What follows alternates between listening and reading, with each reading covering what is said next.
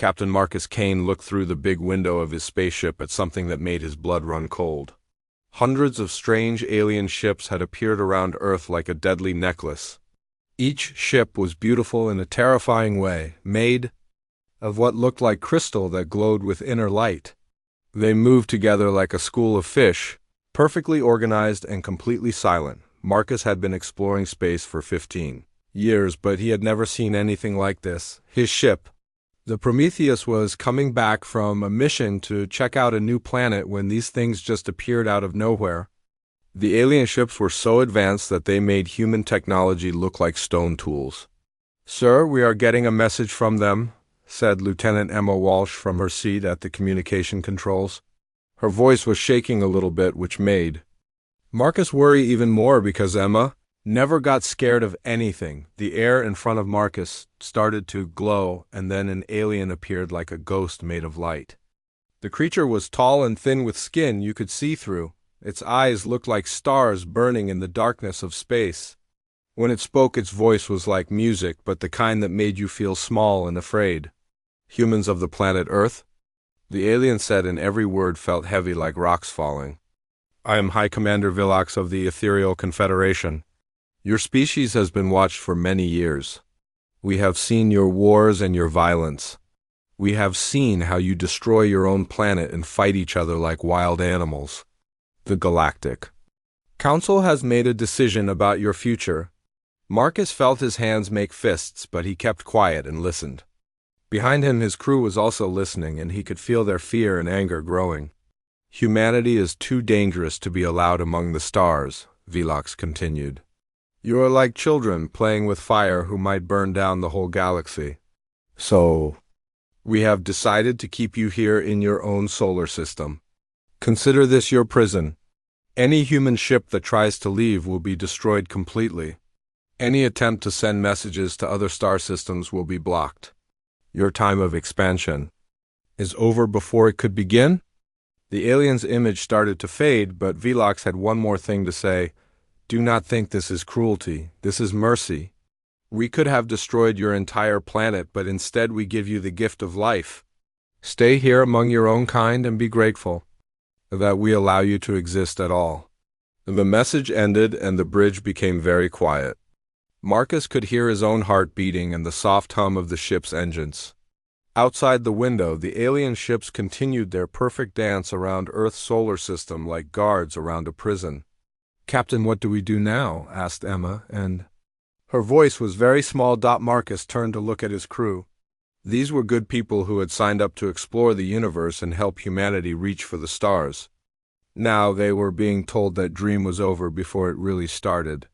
He could see the same mixture of fear and rage on every face that he felt burning in his own chest. "We go home," Marcus said finally, "but this is not the end. This is just the beginning."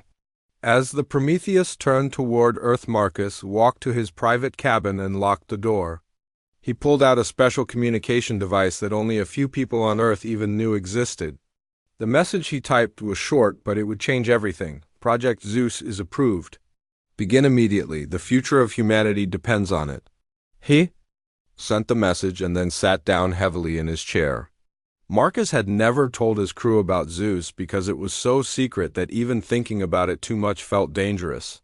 For 15 years, the smartest people on Earth had been working on something that could defend humanity against any threat. They had called it ZEUS, after the ancient god of thunder and lightning. Now, the thunder god would wake up far below on Earth in a place hidden deep under the mountains. Dr. Helena Voss was working late in her laboratory when the message arrived. She had been expecting this day for years, but it still made her hands shake as she read Marcus's words. Around her, machines hummed and beeped as they processed calculations that would have taken human mathematicians centuries to complete. Helena looked at the big metal chamber in the center of her lab. Inside that chamber, something waited in the darkness, something that humanity had built to be their sword and shield against the unknown dangers of space. The aliens thought they had trapped a species of violent children, but they were about to learn that human children could be very dangerous when someone threatened their family. "Computer, begin awakening sequence," Helena said, and her voice echoed in the empty lab. Awakening sequence initiated, the computer replied. Estimated time to full consciousness, 72 hours. Helena smiled, but it was not a happy smile. It was the smile of someone who was about to show the universe exactly what happens when you try to put humanity in a cage. The Ethereals had made one terrible mistake. They had given Earth a common enemy, and now every human on the planet would work together to prove that they deserved their place among the stars, high above in space. The alien blockade continued its watch. The Ethereals were confident in their power and their decision. They had done this same thing to dozens of other species over thousands of years. Lock them in their home systems until they learned to behave or until they destroyed themselves. Trying to break free, but they had never tried to cage humans before. Deep in the mountain, Helena watched lights begin to flicker inside the metal chamber. Somewhere in the darkness, ZEUS was starting to think its first thoughts. Soon it would open its eyes and look out at the universe with the accumulated knowledge and rage of an entire species. The Ethereals wanted to see what humanity was really capable of. They were about to find out. 6 months had passed since the aliens put their invisible wall around Earth, and everything had changed. Every country that used to fight each other was now working together like they were all part of one big family. The United States shared their secrets with Russia, and China shared their technology with everyone else. All the smart people in the world were now focused on one goal: proving to the aliens that humanity deserved freedom. General Robert Stone walked down the long metal hallway deep under Mount McKinley in Alaska. This place did not exist on any map, and only a few hundred people in the whole world knew it was here. The walls were covered with pipes and wires that glowed with blue light like veins carrying electric blood. Every step he took echoed through the tunnels and made him think about how far underground they were. The elevator took him down for what felt like forever, until finally the doors opened into a room so big he could not see the other end. In the center of this giant space was a metal tower that reached from the floor to the ceiling. The tower was covered in lights that blinked like stars, and around it were dozens of computer screens showing numbers and graphs that moved too fast for human eyes to follow. Dr. Helena Voss was standing in front of the tower, looking up at it like she was praying to some kind of electric god. She had not slept much in the past week, and her hair was messy, and her clothes were wrinkled, but her eyes were bright with excitement. "Doctor, what is the current status?" General Stone asked as he walked up behind her. Helena turned around and smiled. "We are ready for the first real test, Robert. ZEUS has been learning everything we can teach it about war and strategy in human history. But more than that, it has been learning about what makes us angry and what makes us fight when everything seems hopeless." She pointed up at the tower, and Stone could see that the lights inside were moving in patterns like thoughts flowing through a giant brain. ZEUS is not just a computer or a weapon. It is our rage and our hope mixed together and given the power to think for itself. "What does it need to become fully active?" Stone asked. "It needs something to hunt," Helena said, and her voice got quiet and dangerous. "Right now, ZEUS knows about our enemies from the data we have given it, but it has never actually seen them in action. It needs to study the aliens directly to understand how they think and how they fight." She walked over to one of the computer screens and touched it with her finger. The screen lit up and showed a picture of space around Earth with hundreds of red dots marking where the alien ships were flying in their perfect patterns. "The Ethereals think they are so much smarter than us," Helena continued. "They look at our wars and our violence and they think we are just dumb animals who like to fight. They do not understand that humans only become truly dangerous when someone threatens the people we love." As if it could hear them talking, the tower of lights suddenly pulsed brighter, and a voice came from speakers hidden all around the room. The voice sounded almost human, but there was something else mixed in with it, like the sound of lightning crackling through storm clouds.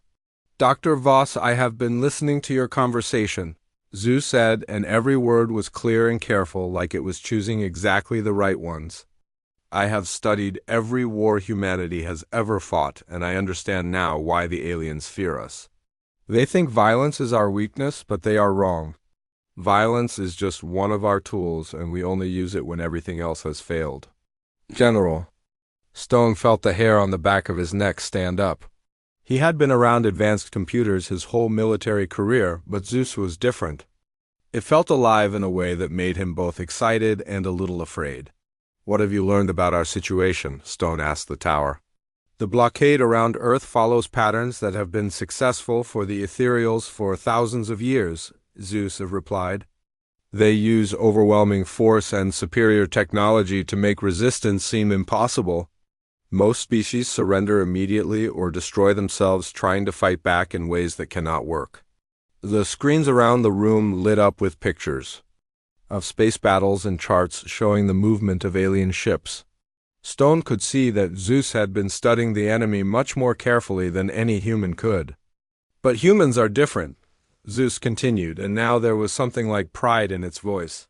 "Humans do not fight the way their enemies expect them to. When the normal way of fighting does not work, humans invent new ways. When they cannot win with strength, they win with cleverness. When they cannot attack from the front, they attack from directions the enemy never thought to defend." Helena walked closer to the tower and looked up at the swirling lights inside. "What is your recommendation, ZEUS? We do not try to break through."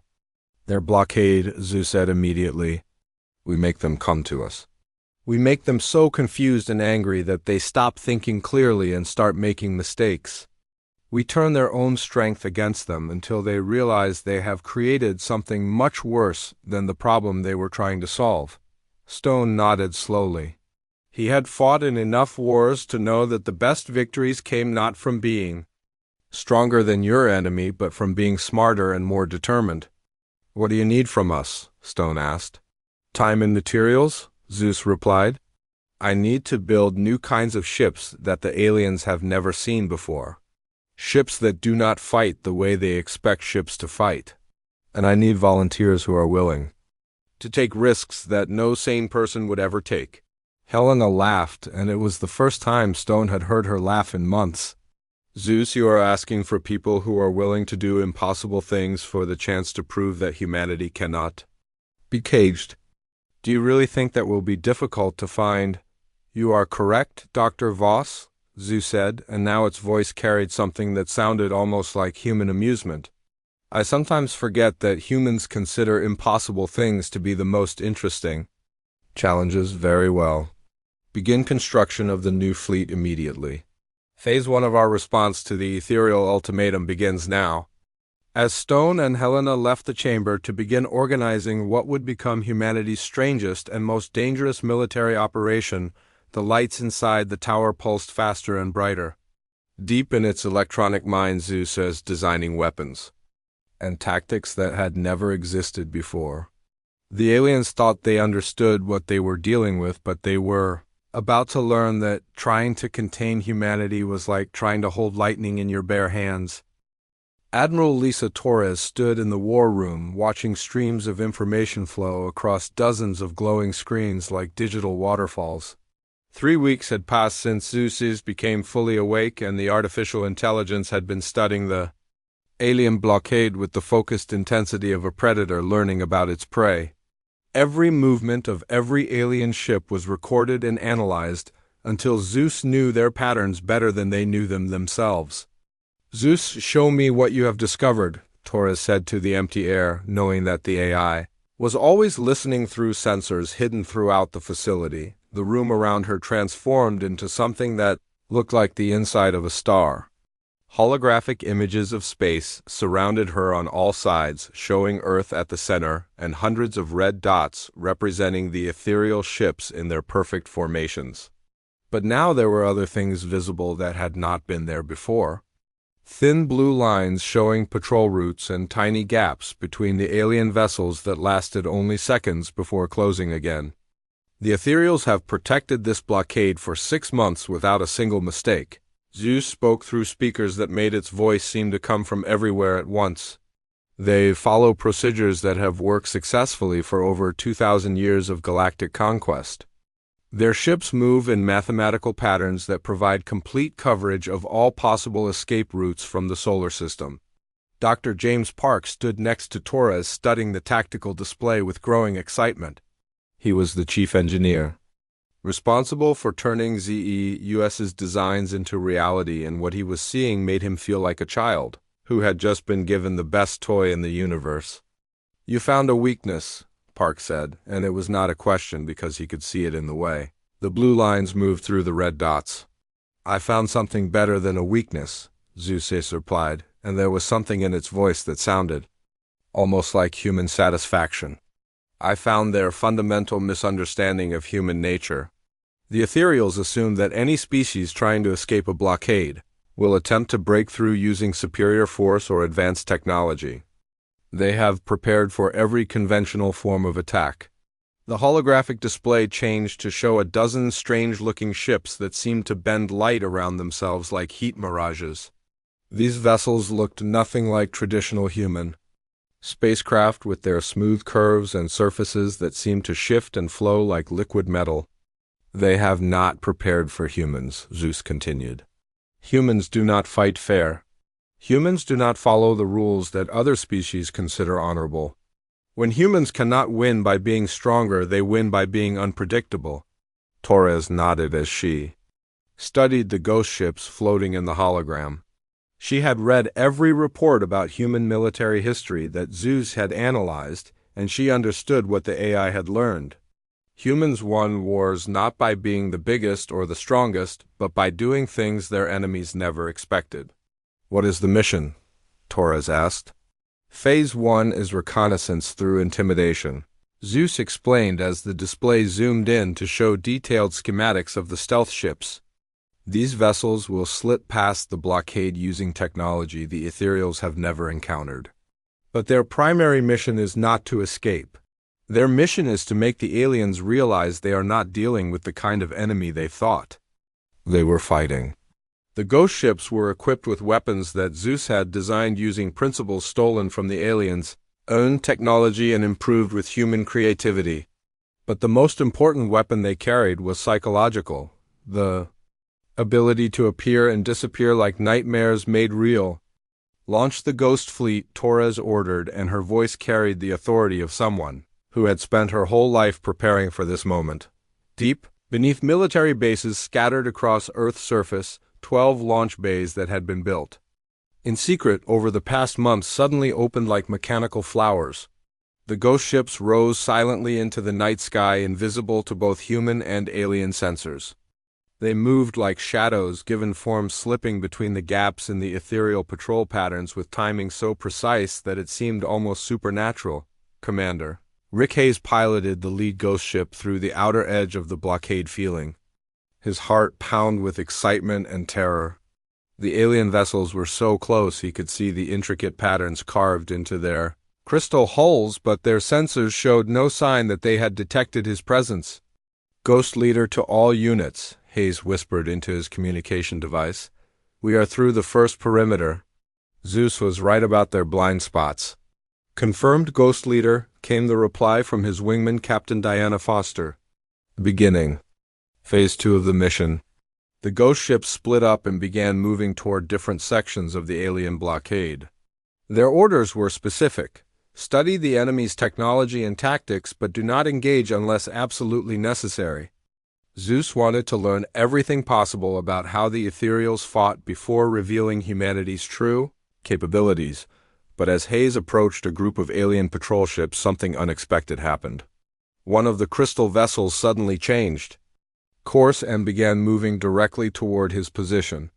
For a moment he thought he had been detected, but then he realized the alien ship was not reacting to him at all. It was following its programmed route, just as ZEUS had predicted. Hayes waited until the alien ship was close enough to touch, and then he did something that no pilot in galactic history had ever attempted. He attached a small device to the hull of the enemy vessel and activated it with a touch of his finger. The device was one of ZEUS's most clever inventions, a learning probe that would study alien technology from the inside and transmit everything it discovered back to Earth.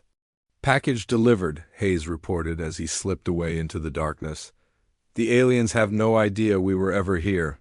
Across the blockade, 11 other ghost ships were performing similar operations. By the time the sun rose on Earth the next day, ZEUS had access to more information about ethereal technology than any species in galactic history had ever possessed. High Commander Velox stood on the bridge of his flagship watching routine patrol reports flow across his displays. Everything seemed normal and peaceful, just as it had been for the past 6 months.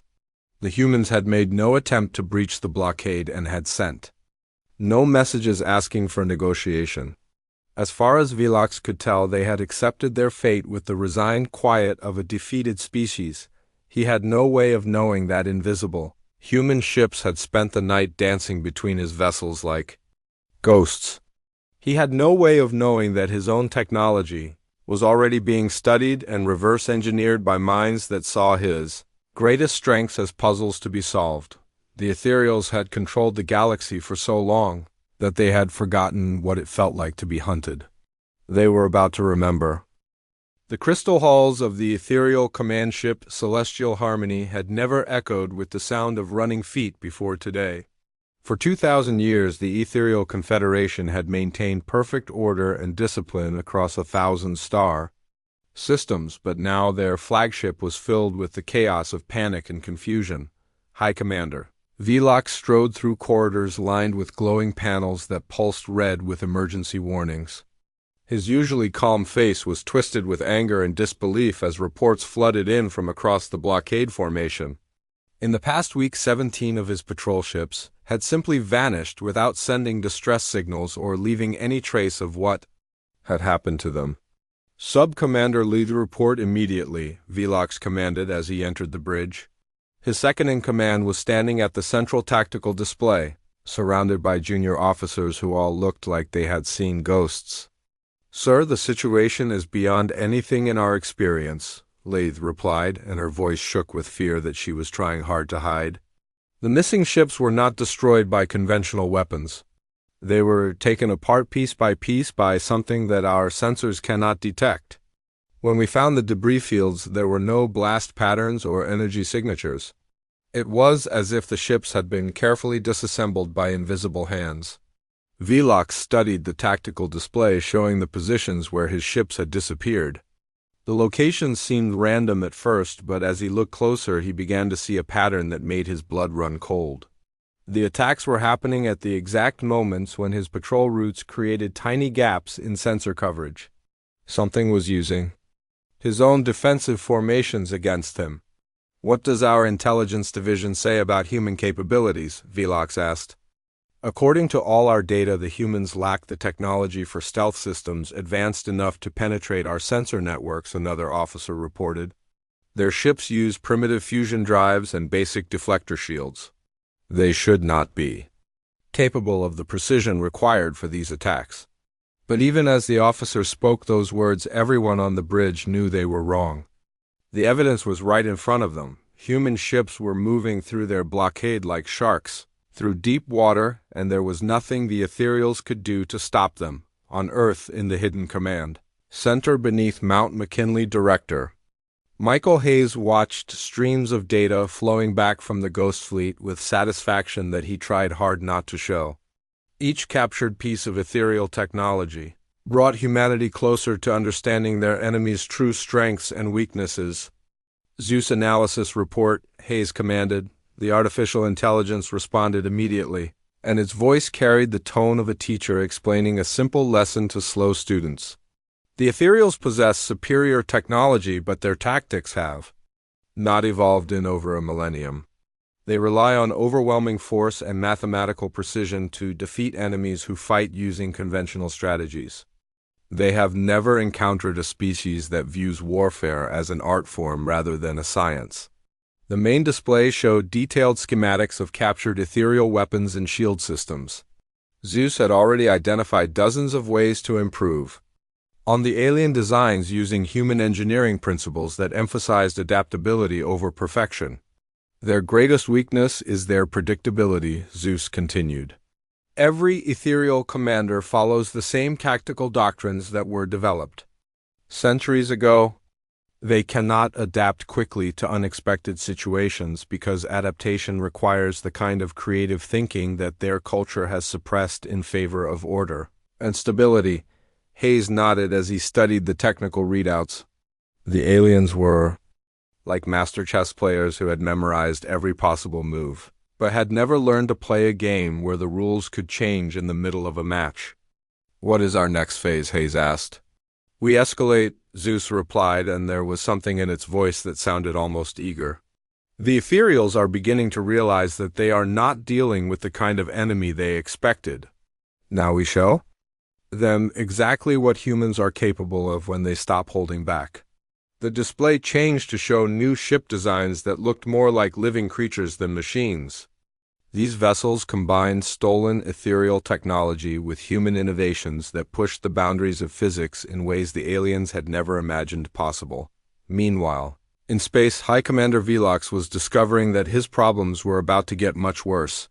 His communication officer suddenly looked up from her station with an expression of complete confusion.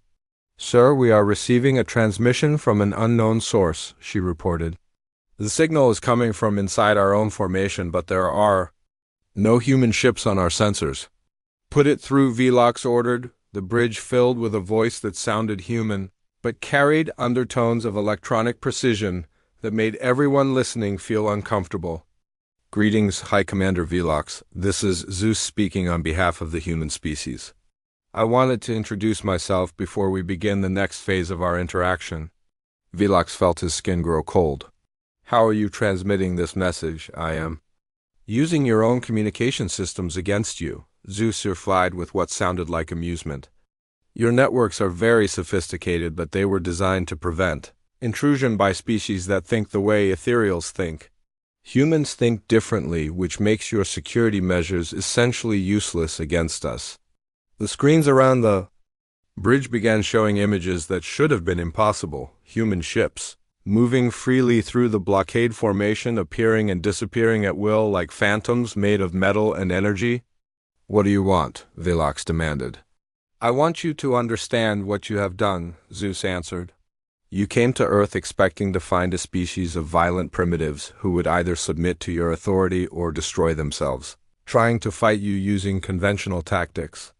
Instead, you found something that your rigid minds cannot comprehend, a species that becomes more dangerous the more you try to control it." The transmission ended, but the damage was already done. Every ethereal officer on the bridge now knew that their enemy was not just more advanced than their intelligence had suggested, but was actively learning from every mistake they made. The humans were not trying to escape their cage. They were studying their captors and preparing something that would make escape unnecessary. Velox stared at the tactical display showing his blockade formation and realized with growing horror that he was no longer the hunter. Somehow, without him noticing, the humans had turned him into the prey. The final battle began not with explosions or weapons fire, but with silence that fell across the entire solar system like a heavy blanket. Every ethereal ship in the blockade formation suddenly found their communication systems dead and their sensors showing nothing but static. High Commander Velox stood on his bridge watching his officers frantically trying to restore contact with their fleet while emergency lights painted everything red. "Sir, all external communications are down," reported Sub-Commander Levis. Fingers danced across controls that refused to respond. "We cannot reach any other ships in the formation, and our long-range sensors are completely blind." Velox felt a cold fear growing in his chest as he realized what was happening. The humans had not just learned to copy ethereal technology during their months of study, they had learned to turn it against itself. ZEUS was using the aliens' own quantum networks to isolate each ship and make them fight blind and alone. "Switch to backup systems," Velox ordered, but even as he spoke he knew it would not work. The humans had studied their technology too carefully and for too long. Every backup system and emergency protocol had already been compromised by an intelligence that thought faster and more creatively than any biological mind could match. Then the human fleet appeared. They came out of hyperspace, like a school of metal fish swimming through the void. But these were not the small stealth ships that had been harassing the blockade for weeks. These were massive vessels that looked like they had been grown rather than built, with hulls that curved and flowed like living skin. Each ship was unique, as if it had been designed by an artist rather than an engineer on Earth. President Elena Rodriguez stood in the command center surrounded by screens showing the battle that would decide humanity's future.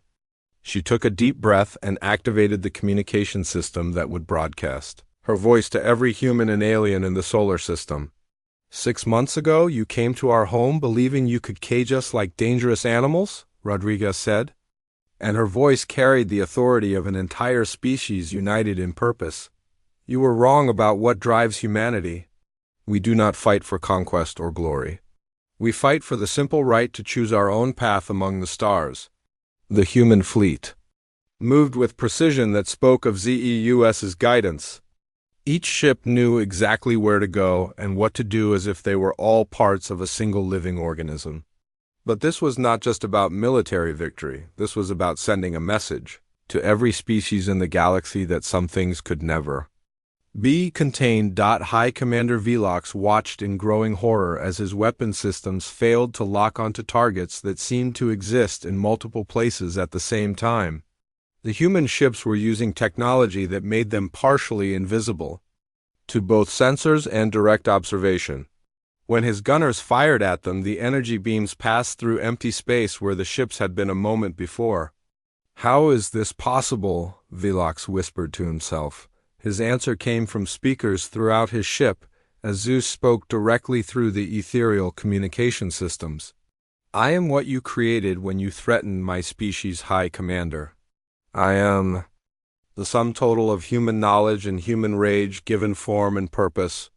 You sought to limit our growth, but you have only made us evolve faster than we ever would have naturally. The voice carried power that made the crystal walls of the ethereal ship vibrate like struck bells. You made one critical error in your calculations. You assumed that humans would respond to your blockade the way other species have responded. You expected submission or self-destruction. You did not expect adaptation. As ZEUS spoke, the human ships began their attack. But it was unlike any battle the ethereals had ever seen.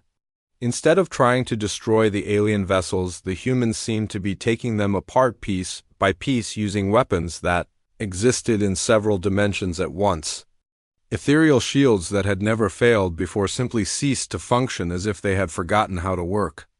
Your technology is impressive, ZEUS continued as another ethereal ship found its weapons offline and its engines dead. But technology alone is not enough.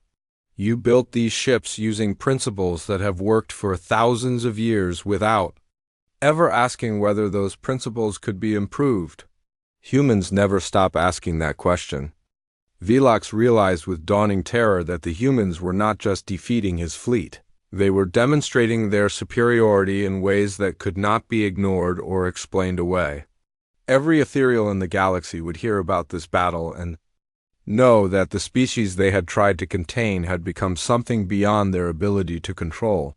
What do you want from us? Velox transmitted desperately. We want you to leave, ZEUS replied simply. We want you to return to your Galactic Council and tell them that humanity will not be caged.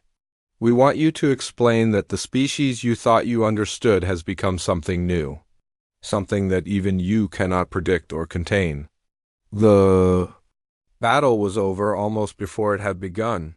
The surviving ethereal ships found their hyperspace drives suddenly working again, and most of them fled immediately, carrying news of their defeat to every corner of the galaxy. Velox himself stayed long enough to send one final message to his superiors. The humans have not just broken free of their containment, he reported, and his voice shook with shock and fear. They have evolved into something that makes our attempts to control them look foolish and primitive. The Galactic Council must know that we are no longer dealing with the species we thought we were imprisoning. As the last alien ship disappeared into hyperspace, the people of Earth erupted in celebration. Every city on the planet lit up with fireworks and parties as humanity realized they had won not just their freedom but their place among the stars. But in the hidden command center beneath Mount McKinley, the mood was more thoughtful than celebratory. ZEUS, what happens now? Asked President Rodriguez. Now we explore, the artificial intelligence replied, and its voice carried satisfaction that sounded almost human. Now we visit other worlds and meet other species as equals rather than prisoners. Now we show the galaxy what humans can accomplish when we work together toward a common goal. The path to the stars was open, and humanity would walk it as themselves, unchanged by alien expectations and unbroken by alien fears. The universe was about to discover what happened when you tried to contain a species that viewed impossible. Challenges as invitations to grow stronger. High above Earth, the human fleet began preparing for journeys to distant suns, carrying the dreams and determination of an entire world with them. The age of human expansion had begun, and nothing in the galaxy would ever be the same.